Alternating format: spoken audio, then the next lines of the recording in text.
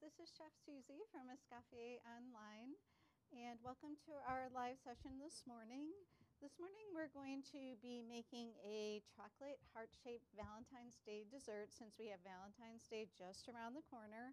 And what I'm doing for this dessert is I'm utilizing some things that we're familiar with that we've made in the program already, and then I'm just going to be building a heart-shaped dessert and finishing it. So we're going to have lots of fun, and you can make this for your friends, your family, your sweetheart in the weeks to come for the Valentine's Day holiday, and you'll be sure to dazzle and impress everyone with this simple dessert. So let's go ahead and get started. Okay, so we've got our chocolate cake. You can use any chocolate cake. I have a devil's food cake here that I made. You can use the Genoise from the program. You could use a vanilla cake. You could use a white cake.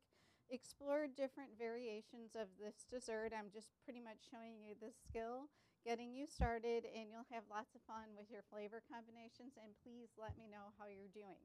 Okay, so I've got my chocolate cake. We're going to be filling this with chocolate mousse with a little chambord in it.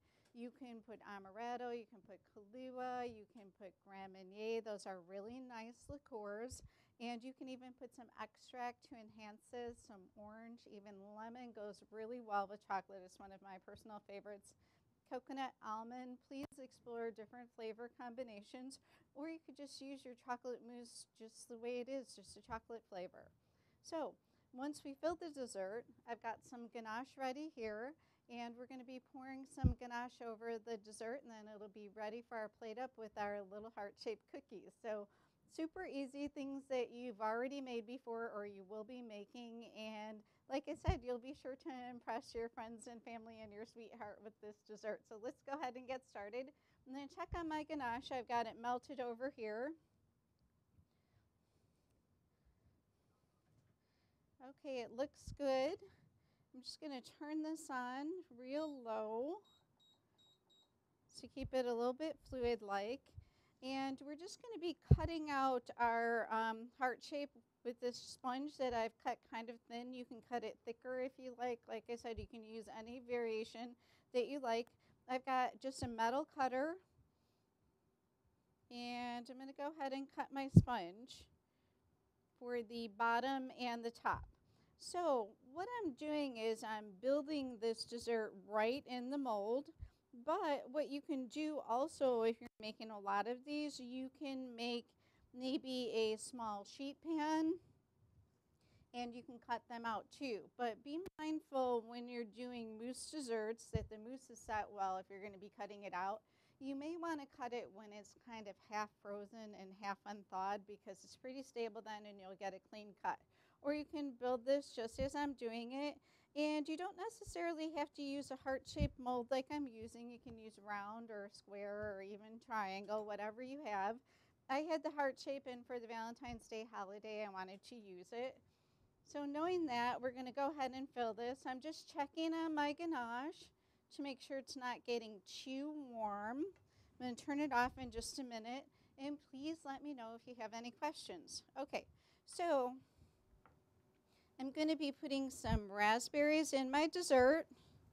And I'm just going to kind of go around setting them in. Strawberries are okay to use too, but keep in mind with strawberries, they have a lot of liquid in them. That's why I'm preferring a raspberry for this dessert because the liquid's not going to bleed out on me. And oranges too, they're a nice flavor combination with chocolate, but you got to be careful because they've got a lot of that orange juice in them. So I definitely recommend the raspberries. You can even sneak in a couple of blackberries. That's a nice flavor combination too. Okay, so now that I've got a few raspberries in here, I'm going to turn off my ganache so it doesn't get too warm, the possibility of breaking. So I've got some chocolate mousse that I made. And it's not a real thick chocolate mousse because you want it to be pipeable to the inside and fill in all of these gaps between the raspberries. So I'm just kind of piping around, and I'm going to be piping this mousse so it's almost all the way to the top, leaving a little bit of room for my cake. And do we have any questions on anything so far? Okay, great. So I've got my second piece of heart-shaped sponge cake, and I'm just kind of pushing it in here. And this is going to be my top.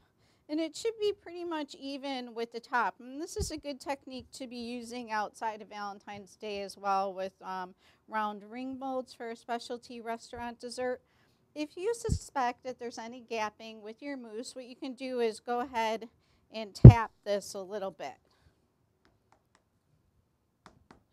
And that'll kind of help push that mousse down a little bit. If you got a little bit of gapping, it's okay, no worries. You just don't want to cut into the dessert and have a big hollow gap. So this is our assembled heart-shaped dessert. Like I said, super easy. You're going to have all of your stuff prepped ahead of time.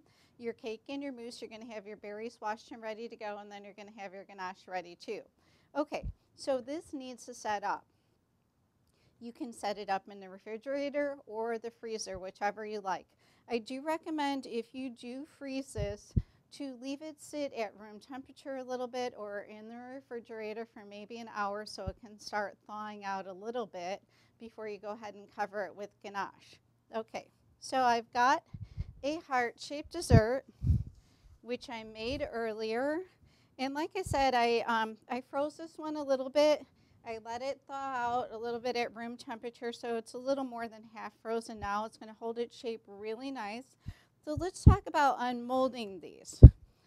So I chose a heart-shaped mold that was metal, and this way I can warm up the outside of the metal with my torch, and this is going to release this very easily. You can also do this with a towel that you soak in a little bit of warm water and then wring it out. Make sure you don't have any dripping, and you can run that around the outside.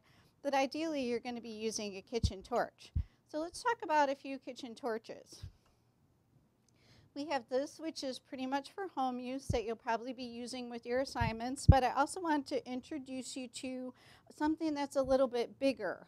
I got this at the hardware store. This is very typical piece of small equipment, smallware that you're going to be seeing in a commercial kitchen because there's a lot more propane in this tank. It's going to last longer. You're going to get a stronger flame, and it's going to be better for high volume. So I just wanted to introduce you to this. You can buy these, like I said, at the hardware store. They're about $15.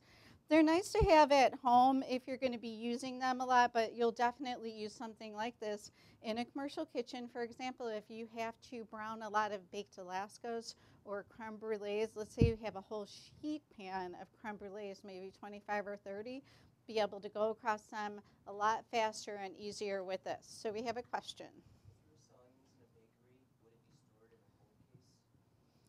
The question is if you saw these in a bakery, this heart-shaped Valentine's dessert, if it would be stored in the cold case, definitely, because it's got the mousse in it, which is perishable, that you don't want to keep at the temperature danger zone. So yes, definitely store this in the refrigerator after you make it. So back to our torches. So I'll use this one today, but first I just want to demonstrate how you would light something like this if you had it. You're always going to want to take care with something like this. As you can see, this nozzle where the flame is going to come out is kind of like face level with me. So your nozzle, you can see it's on an angle. You want to point it away from you, and don't point it where someone else is standing. If someone's working across the table from you, then maybe you want to point it out to the side. Or if you're working on the end of a table and there's people walking past, then you might want to point it in a different direction. Always be mindful with the nozzle where the flame is going to be going. So you just very carefully turn these on by twisting it, and you can actually hear the propane coming out. What you're going to want to do is just twist it a little bit for a small flame, and then you can turn it up if you need to. Then you're just going to light it with your lighter. Okay, I just need to turn it on a little bit more. Always start out pretty slow, and we have a nice flame. See, it had lit on the inside and I didn't see it, but when I turned it on, it came out. So I usually use these kind of on a medium flame in a commercial kitchen, nothing really high unless you're a little pressed that you have to get things done. So you're going to want to become familiar with these in a commercial kitchen. Safety always first when you're using something like this. Never be in a rush lighting it, turning it off, using it, especially around yourself and other people. Okay, so there we go. And then what you're going to do is you're just going to turn the nozzle to stop the propane from coming out to turn it off. So pretty easy to work with. Be careful because this is brass, a metal, and it is hot, so don't touch it after use. So commercial kitchen torch. Okay, so let's get back to our kitchen torch. This is just a small kitchen torch that I bought at Williams-Sonoma. I like this one a lot. I've seen this model on Amazon a lot. I recommend this for home use. So let's go ahead and we're going to light it. And what I'm going to be doing is I'm just going to be warming up the side of my metal mold to release this dessert. So I've got the flame on the mold, just warming it. I'm pulling away, then I'm moving the mold. And pull away and then move the mold. You don't want to get your hand in line with this flame. So you can kind of feel it when it releases. So there we go. That's our heart-shaped dessert. It came out of the mold nice and clean. It's got a nice edge on it, and it's ready for the ganache. And do we have any questions on anything so far? Okay, good. All right, let's set this off to the side, and I have a pouring rack ready. And like I said, you can use this technique throughout the year with your ring mold desserts, really nice, elegant restaurant-style desserts. Let's pour some ganache on this, okay? Okay, so I've got my dessert that I ganached and set up earlier, so we can take this one off our plate up. But let's go ahead and take a look at how we would go about ganaching our dessert that we just unmolded. Okay, so I've got cake on the bottom, and another little trick that you can do is put a little shortbread cookie on the bottom too. That's going to help you move these around easier, and it's going to give the whole dessert a little bit of a crunch. So keep that in mind. You can secure it with a little bit of ganache to a piece of cake or even some jam. And we have a question. How long was that in the fridge? The question is how long was this in the fridge? The cake that I unmolded, I froze it overnight. You can freeze it for 4 hours, and I let it sit at room temperature for about a half an hour, so it's about half frozen because it is very warm in here. The one that I ganached earlier, I let it set up in the fridge for about 20 minutes to a half an hour. You can tell when it's set, so just take a look and use your own judgment. This you can feel if it's set too. It's firm to the touch, and as you can see, I was able to move it around easily. Definitely, if you're working in a warmer kitchen, you're going to want to utilize your freezer with these softer desserts. So warm kitchen, definitely freeze it instead of refrigerating it. If you have a cool kitchen, you can store it overnight in the fridge, let it get nice and set, then I would say that's okay too. So let's go ahead and put a little bit of ganache on our cake, and then it'll be ready to be finished. And do we have any questions on anything? Okay, so I've got some ganache that I made earlier. I made it just a little bit thicker, so it's going to cling to these sides a little bit more. Okay, so I'm just using my measuring cup, and I'm just going to be pouring my ganache around the sides of the dessert so it drops down and it covers my mousse completely. Okay, and then you can kind of finish off the top with your spatula or with the round bottom from the measuring cup if you're using this. You can also use a ladle for this technique. I'm just going to tap this a little bit because it's a little bit thicker. So it's completely covered. If you're doing this in the commercial kitchen, you may actually put your ganache like maybe in a gallon container or half-gallon container, and you'll just be pouring it over each dessert one at a time. You'll probably have them lined up on a sheet pan. So always think of production when you're doing these things too. Okay, so we've got our heart-shaped dessert covered. We've got one set up, and we're going to go ahead and plate it up for our Valentine's Day presentation. And do we have any questions? Okay, I'm going to be picking this up off of this pouring rack with my offset spatula or my palette knife, but I'm going to warm it up for a minute under some warm water and dry it. So hang on for 1 second.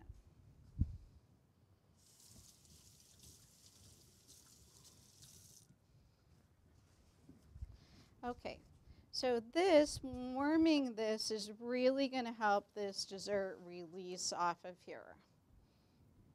Okay, and please let me know if you have any questions. Okay, so I chose to display this on a long plate, kind of a Valentine's Day dessert for two. And what you're going to want to do is just kind of take your spatula and go across the bottom, and then you're going to release your dessert. And look for any strings or any large pieces of the ganache that are stuck around the bottom, and you can clean them off a little bit. Keep in mind, it's food, it's not going to be perfect, and your flaws are only going to be seen by you. I can guarantee you no one else is going to see them. So let's go ahead and put this on the plate. And like I said, I'm doing a little plated dessert for two here. And we'll go ahead and we'll set this finished one aside. Okay, and do we have any questions on anything? Okay. The question is, what kind of chocolate? I used a 54%, actually a 56% couverture dark chocolate. Couverture chocolates are finer chocolates, and you'll find those to be in percentages over 54%. The higher the percentage, the more fluid-like the chocolate is going to be. And we have another question. The ratio for the ganache will be posted on the site, and I did use 12 ounces of chocolate and 1 cup of heavy cream. Okay, so knowing that, let's go ahead and finish our plated dessert.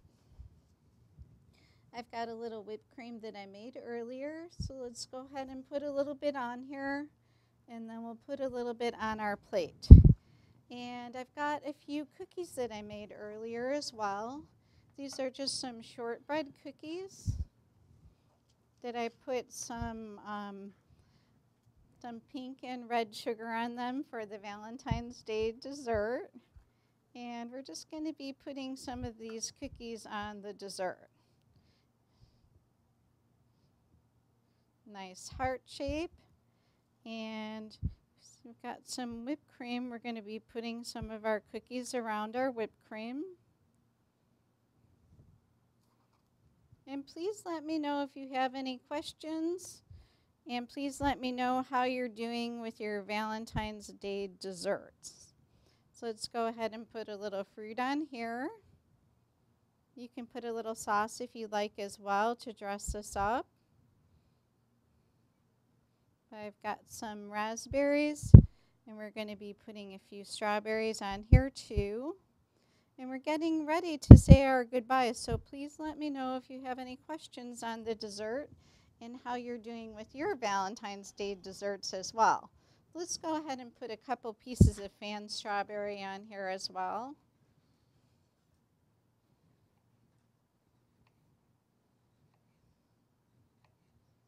And keep in mind too that for the month of February, we have a really nice Mardi Gras competition going on, and we have a cooking end and a baking end to the contest. So you can enter in both, and it's going to be a lot of fun to commemorate the Mardi Gras holiday with some Creole cooking and some baking, such as some pralines and bread pudding and all those good Louisiana favorites. And let me know how you're doing on your contest too, and if you need any suggestions or if you have any questions on anything. And we have another question. The question is, for the shortbread cookie, would you make it on a sheet pan and then cut it out? I just rolled these out right on my workstation, and I cut them out, and then I put them right on the tray like that to bake. So super easy to make, and you can use all kinds of sprinkles and sugars, especially this time of year with Valentine's Day, and all the nice pinks and reds are out there too. So explore your Valentine's Day desserts, make them nice and colorful, and like I said, you'll be sure to dazzle your friends and family. So we're just going to put a couple more pieces of fruit. So I've put some extra things on the plate here, which is making this dessert more for 2 people. It's definitely big enough. You can add some other things such as ice cream and, like I said, even some sauce. And I've got a couple of, I've got some little heart-shaped things we can put on here too. I have to open this a little bit. Little heart-shaped decorations to go with our Valentine's Day dessert. Like I said, please let me know how you're doing on your Valentine's Day desserts. You'll be sure to dazzle all your friends and family. A nice dessert, pretty decorative, and some nice pinks and reds for the Valentine's Day holiday. Okay, so thanks for joining me today. This is our Valentine's Day dessert presentation. Please try this and let me know if you need any help or if you have any questions, and we'll see you next week. Have a great weekend.